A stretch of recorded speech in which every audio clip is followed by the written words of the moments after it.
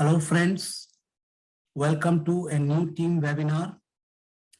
It has been some time we met last.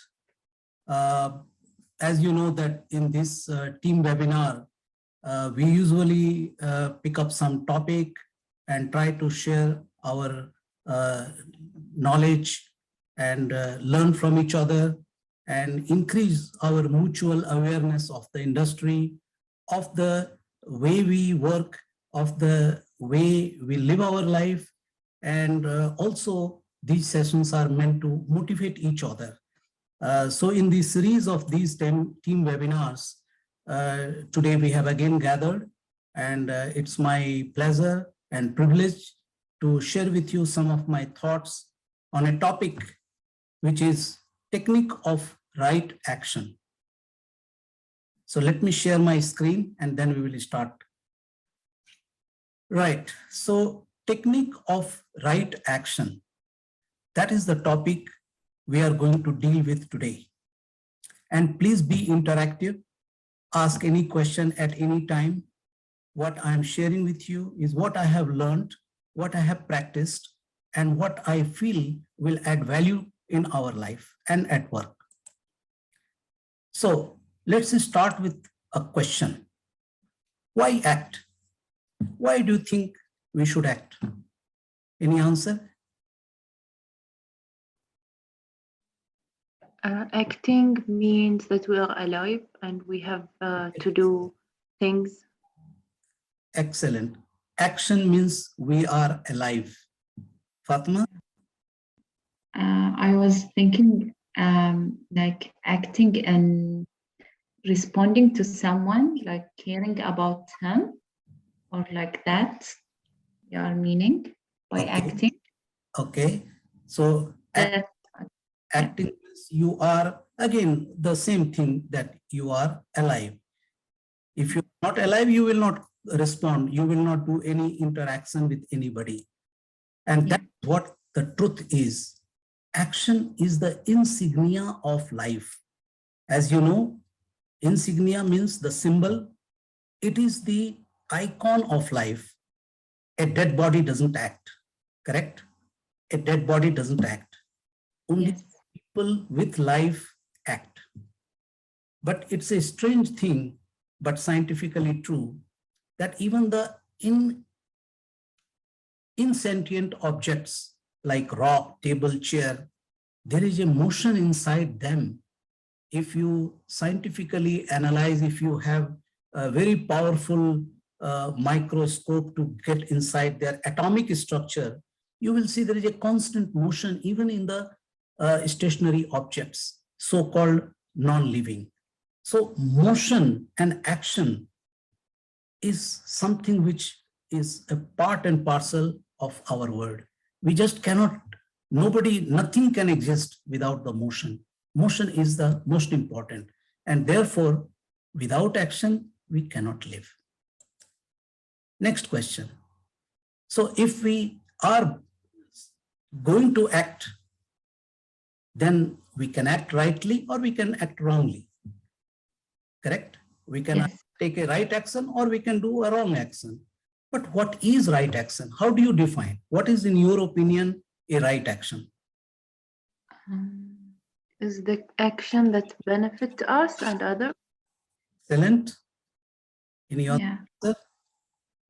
Thinking before making the action. Thinking before the making action, that means you do a thoughtful action. Yeah. And by what are you thinking before acting? How do you decide whether this action is right or not right? Yeah, like that. What will be your criteria?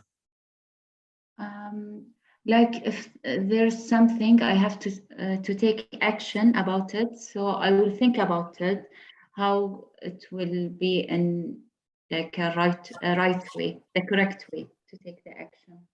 Right. So in another way, any action that takes you to your goal, correct? Yes. Yeah. So before in life, even day-to-day life, or even any moment of our life, we have a goal, right? We are doing to achieve something. We are taking action to achieve something. And if that action takes us to that goal, that is the right action for me. Now, there may be two people, one trying to achieve weight loss, another trying to achieve weight gain because he's underweight. Now, both their actions might seem contradictory to each other. One is trying to reduce his food, another is trying to increase his food. Now, you cannot say as a third person that eating is right action or not eating is right action. But for both of them, they are right from their perspective because they have a goal. And any action which takes you to your goal is right for you. Having said that, there are certain laws, there are certain natural law, and there are certain country law and company law. We need to respect that. They are always supposed to be right, and we need to respect. For example, whether you like it or not, if you are jumping the traffic light, that's wrong. That's not a right action. So there are many such common laws which we need to respect and then decide whether it is right or wrong. But in our personal life, at work, in our living, in our family, we all have certain goal. And if that action which we are taking takes us to that goal, it's right for us. Never mind what people call it. Let's now ask ourselves, in order to do that action, any action, whether right or wrong, what do we need? What is it? What is one thing which, without which we cannot act? Any guess? Maybe intention. We need intention so we can Okay. act. Okay. Intention is before action, but when you want to do the action, when you want to implement that intention, what do you need?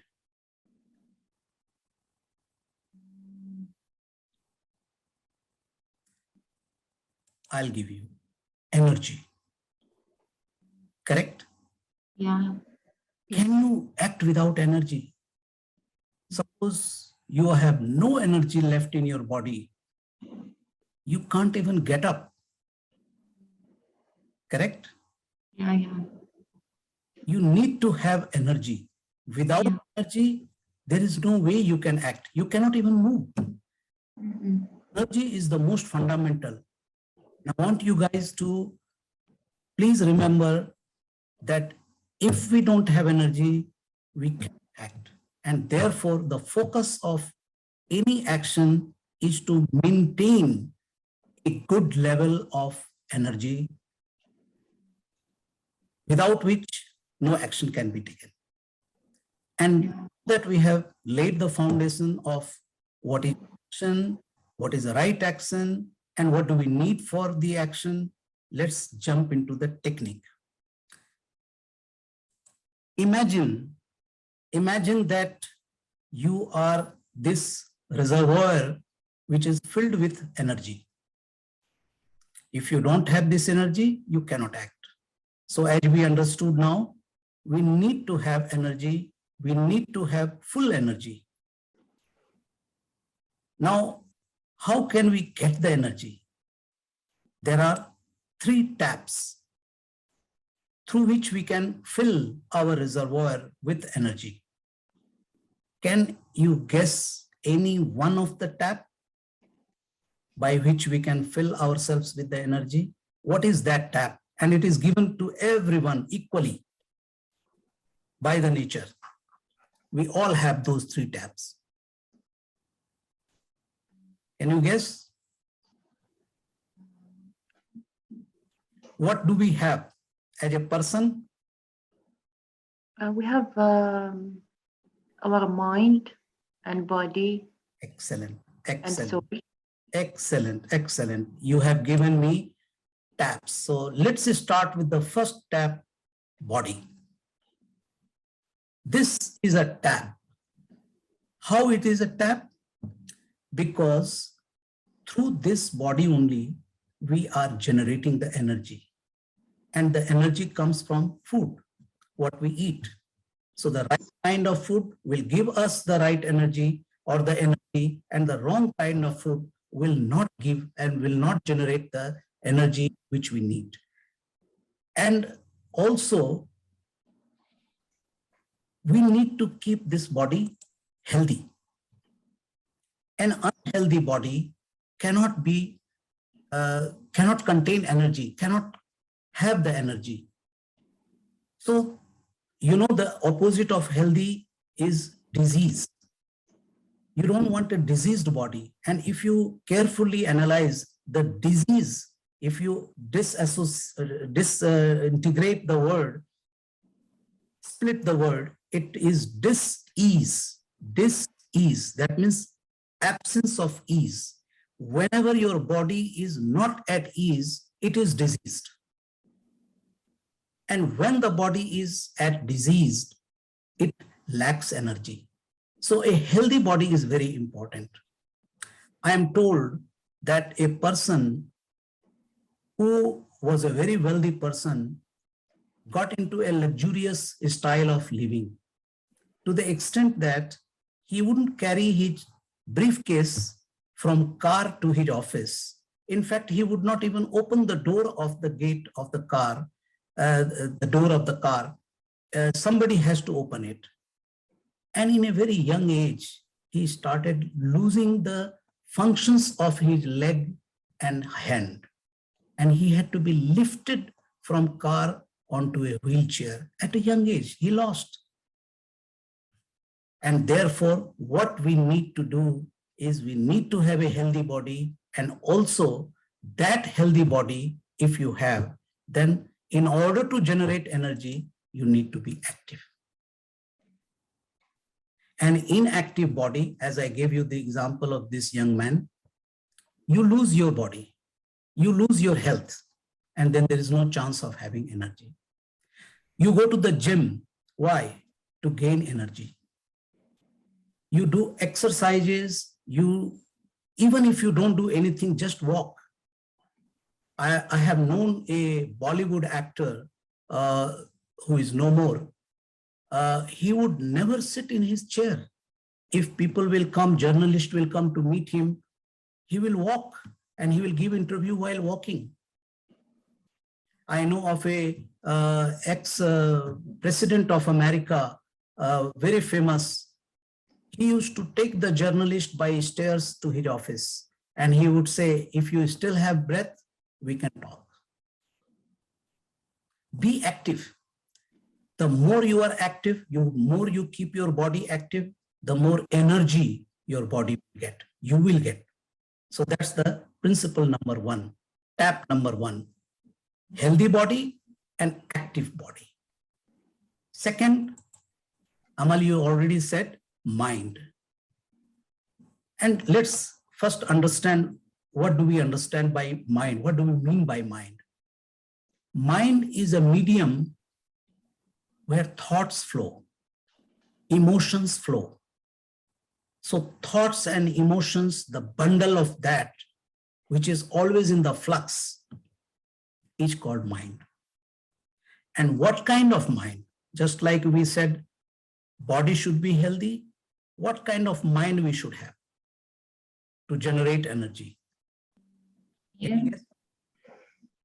The mind should be clear, not overthinking and something like that. Excellent. It should be calm. In another word, it should be calm. Why calm? Because if the thoughts which are running in our mind are contradictory, conflicting, they are trying to fight with each other all the time. We want to do this also and that also, and both of them are contradictory to each other. What will happen? Agitation will happen. And this agitation will not allow our mind to generate the energy. So there are many, many ways by which you can calm your mind.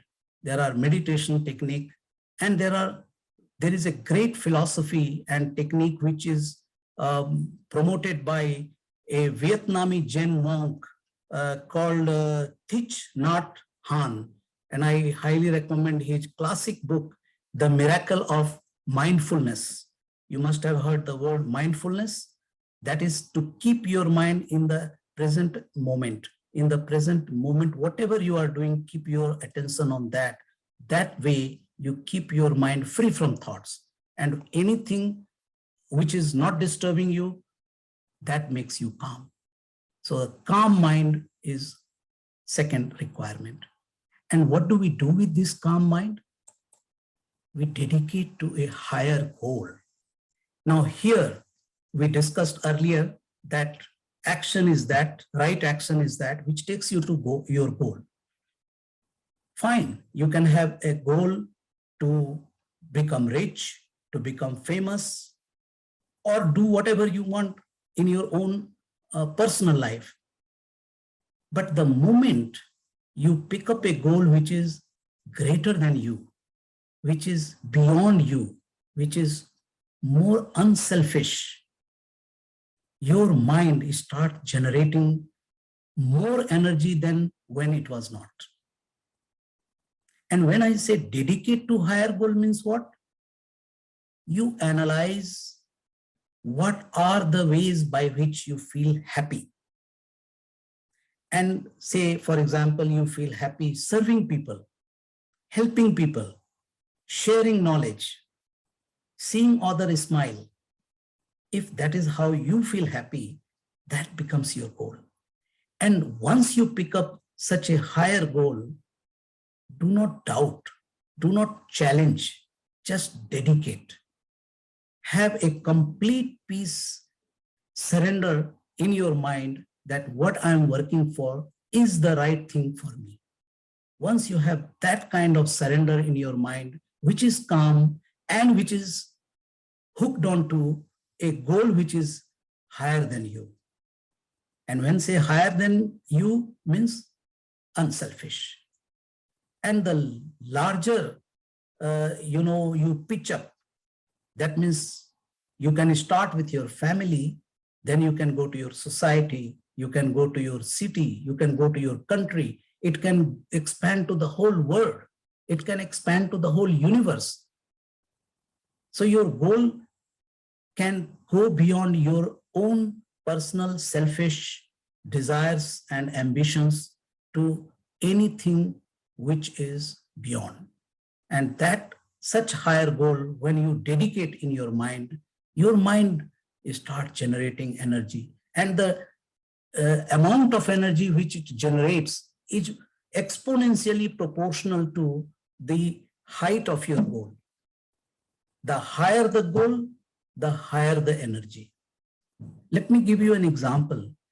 Suppose you were to ask for a salary raise to your manager yourself. You will go, you will talk, but you will not be so confident. You will have some kind of hesitation in your mind. But the same thing if you want to do for your colleague, your subordinate, or the group of people for whom you are standing and representing as a leader, your voice will have a different strength. You will have a different body language. You will be filled with a greater energy. When you are working for yourself, there is a certain level of energy. But when you are working for your family, when you have your goal of making sure that your family lives in a better circumstances, your children gets better education, then your energy level changes. Then you can work even while you are yourself not comfortable, because now your goal is to make your family comfortable. So remember, a calm mind which is dedicated to higher goal generates lots of energy, and the graph of energy is exponentially rising with the goal you pick up beyond yourself. The last and final but very important tap is called intellect. And what is this? Intellect is simply that faculty in you which decides. So mind has thoughts, but there is something in you which takes the decision, which reviews all the thoughts and then says, ah, this is what I want to do. So that faculty has to be sharp. If that faculty is not sharp, if your intellect is dull, then you cannot take a decision. You cannot take the right decision. It's just like this. You know, you have a lens through which you can focus the rays of the sun on a point. But the lens is not clean. It is dull. Can it focus any ray? Nothing will pass through it. It becomes useless. In fact, intellect then becomes a subservient of mind. Mind takes over. Whatever it likes, it does. Whatever it doesn't like, it doesn't do. You don't have the decision power. So in order to take a decision power and to develop a sharp intellect, the technique is ask question. Ask original question. Ask genuine question. Don't take anything for granted. The more you ask question to whatever comes to you, the sharper your intellect will become. The sharper will be your ability to take a decision and to understand also. So a sharp intellect, if you develop, then what do you do with this sharp intellect? Simply maintain the focus on your goal. Now what you are doing with that sharp intellect, like the lens, which is clean, you put it in front of the sun rays, and that sun rays will be concentrated on a point where even if you put a paper, it will burn. It will burn because so much energy has been put on that point from the sunlight through the focus and sharply focused lens. That is the way intellect works. And what are you focusing? When you are acting, you constantly review what is going through the mind. The moment you come across something which is not in line with the goal, which is not in line with your goal, you reject. It doesn't allow it to function. It says, this is not in my goal, I cannot entertain it. This thought, rejected. This thought is in line with my goal, I will let it go through. That is how intellect works on the mind. So they are all interrelated, body, mind, and intellect. They are not separate. They are physically, you cannot find mind and intellect as an organ in the body because they are subtle, but they all have, we all have them. We cannot deny the existence of our mind because we cannot deny the existence of thoughts and emotions. Similarly, we do have the decision-making power. We have an understanding power. That is the part of intellect. So these are the three taps through which you can fill yourself with energy. Is it enough? We have the energy. We have kept all the three taps full open. There is no stoppage. Is this enough, or there is something more we need to do? What can happen to this energy which we have? What are the risks? Any thought? You fill up a tank with water. Can you be 100% sure that water will remain in the tank? No, we have. What can happen? It can. We can feel low sometimes. Sometimes it can Just, fade. No, just let's focus on the analogy of a water tank. You have a water tank, right? By opening the tap, and after some time you find the level has gone down. What happened to the water? Where did it go? How did it? What happened? It fade by time. Sorry? The water fades. Water, The water fades by time, like it's because of the heat and okay, evaporation, let's say it is, evaporation. Yes. let us rule that out. We will close the tank. We will not allow it to evaporate. Even then, it will go down, or it can go down. Not it will go down, it can go down. What could be the reason for level going down? Even if you don't allow the evaporation. What could be wrong with the tank? It may have leaks, correct? It may have cracks. So in us also, we have three drainage points. We have three drainage points which we must close. If we don't close these three drainage points, we will lose the energy. All our work, healthy body, calm mind, sharp intellect, and being active, dedicating to higher goal, maintaining focus on the goal will go waste if we don't close these three drainage points. And what are they? So the first drainage point is thinking of past failure. Doesn't it happen? Yeah, always. Always, always. We always, our mind goes back in the past and say, oh, last time I did this, didn't work out, it will probably not work out again. That drains our energy. That saps our energy. What's the use of this thinking? You cannot change the past, number one. And number two, you were not the same person in the past. When you were doing the similar action, you were not the same person. Your level of physical, mental, and intellectual capabilities were different. You are a different person now. Why do you doubt? Why do you doubt? Why do you have to compare with the past failure? Past is gone and you are also gone. You are not the same person as you were in the past. And therefore, whatever you did in the past which did not work out is no more valid. No need to worry about.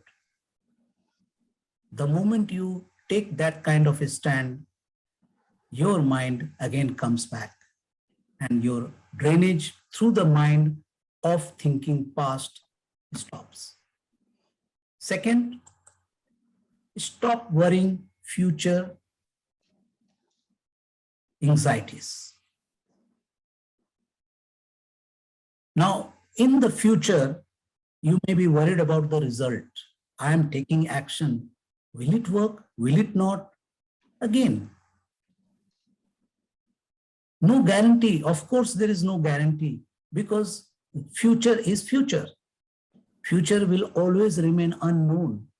And there will be not one but several factors acting upon what you have done.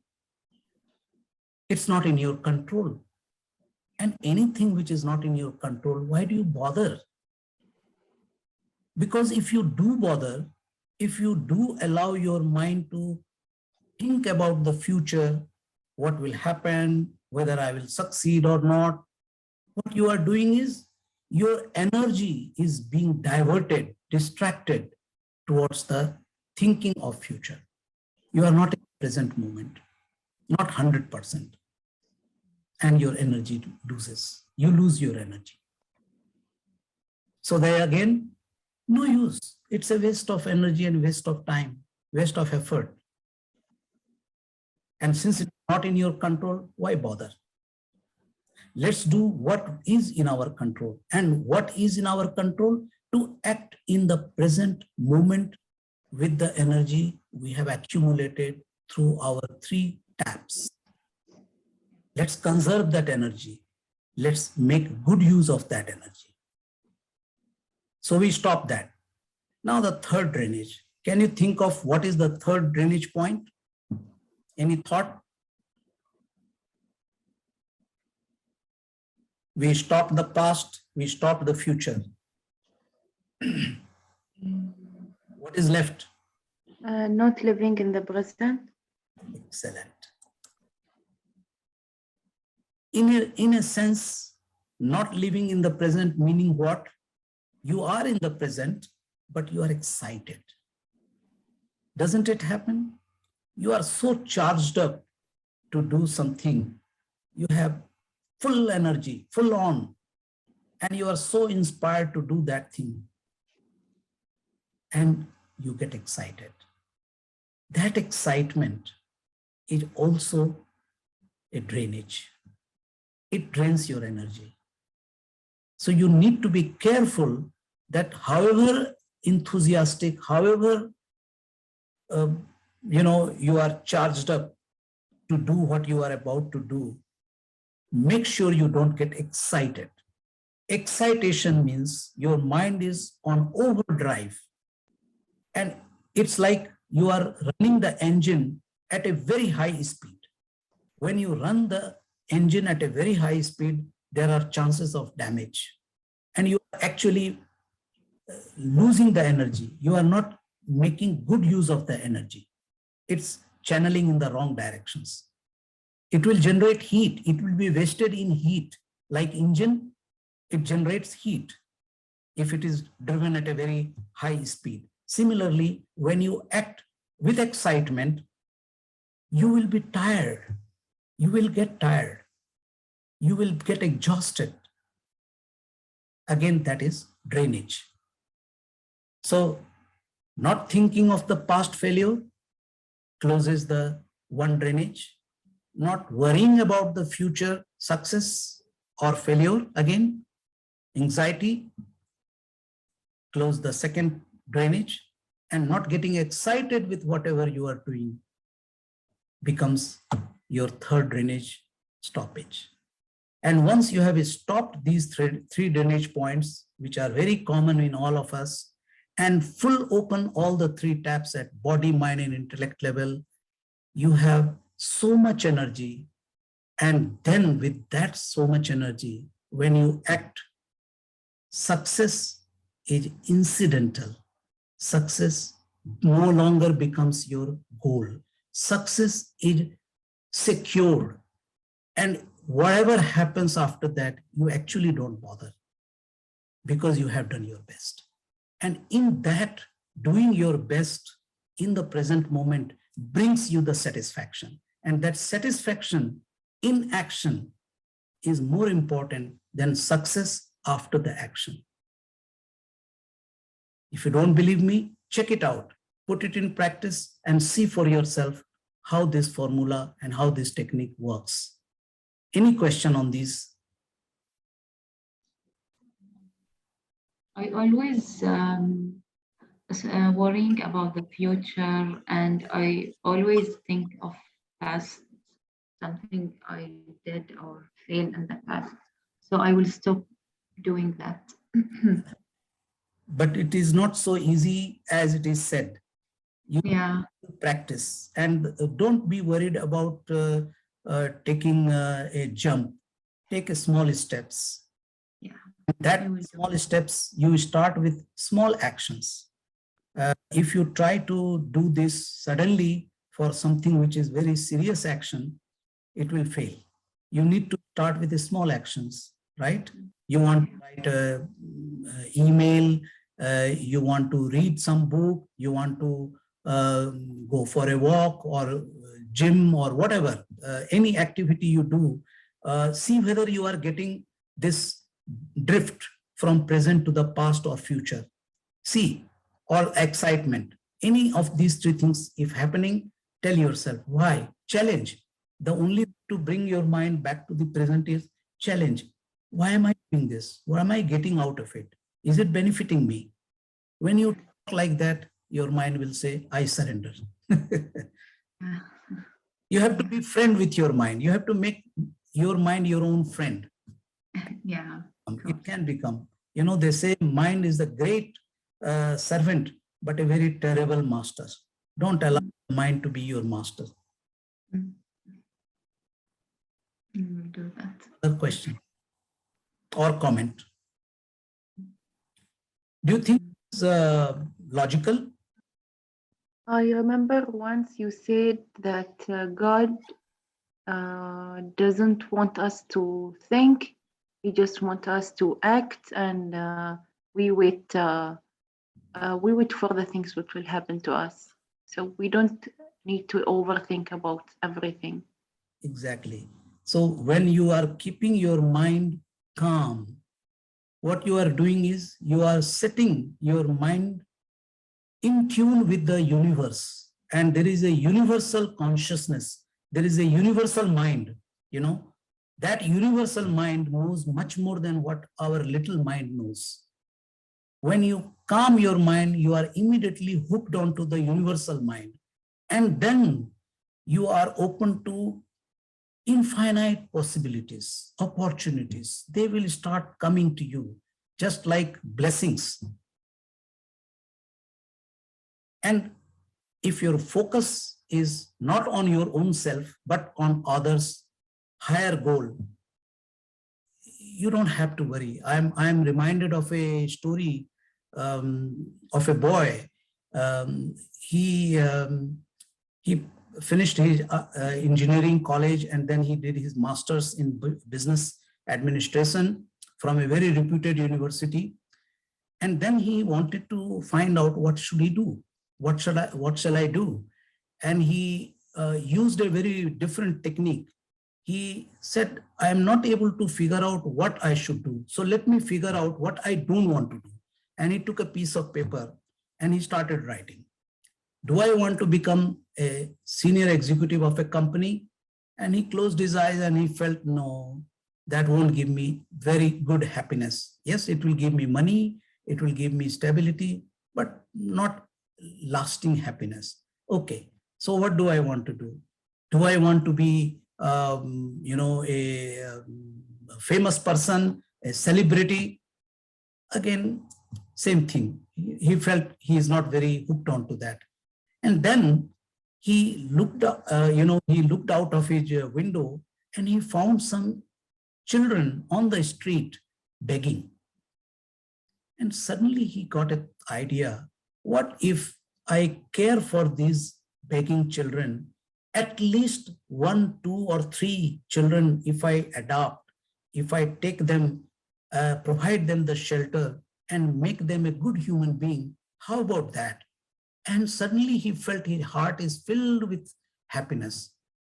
He said, I don't have a lot of resources. He said, never mind, let me start. And he jumped. And today he is running an organization, an NGO, where thousands of such homeless children are taken care of.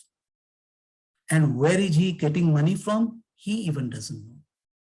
It just comes. Resources will come to you. When you open up to that universe of opportunities, you don't know from where the resources, whatever you need, will come to you. But only 2 conditions. 1, your goal should be higher and your mind should be calm.